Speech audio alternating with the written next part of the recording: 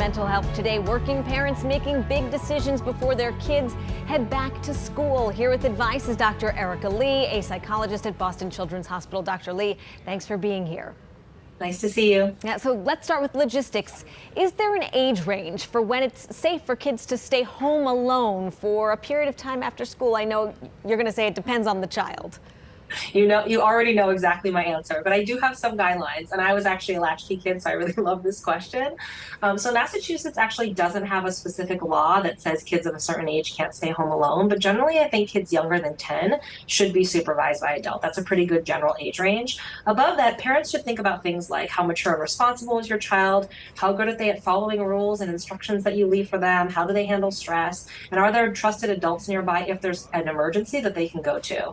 You may also want to walk through some common scenarios. So what do they do if someone comes to the door that they don't know? What if something breaks? What if someone gets hurt? What should they do to make sure that they know and they're ready ahead of time? Yeah, have a plan for them. Okay, so let's say we have a child over 10, responsible, and they want to invite a classmate to come over, but again, no adult is in the house. Is that a good idea? Is there safety in numbers? Yeah, great question. So you actually can think ahead of time. It's great you're asking this question because you can think ahead of time. What are the family rules around this? So your child already knows what to expect and they're not kind of making their own decision in the moment. And you'll want to consider things like, well, how independent is your child? How mature are they, especially around decision making?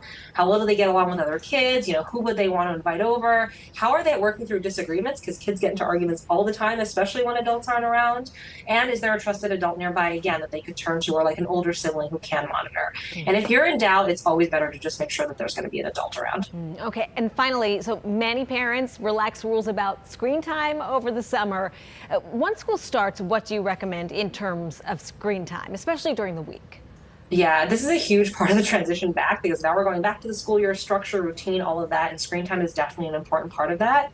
I always recommend parents talk to your kids. What is it that they want and also need screen time for? And you can decide ahead of time what are going to be some screen-free times during the day.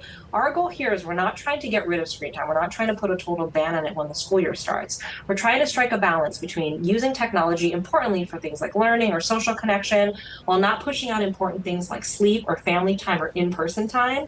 Our digital wellness lab here at Boston Children's has a really nice family guide to creating a media use agreement with your kids. So I would check that out so parents can decide ahead of time, how are we going to run this once school comes back into play? Okay, Dr. Lee, thanks as always for joining us and for all of your advice. Thanks so much. Erica, Dr.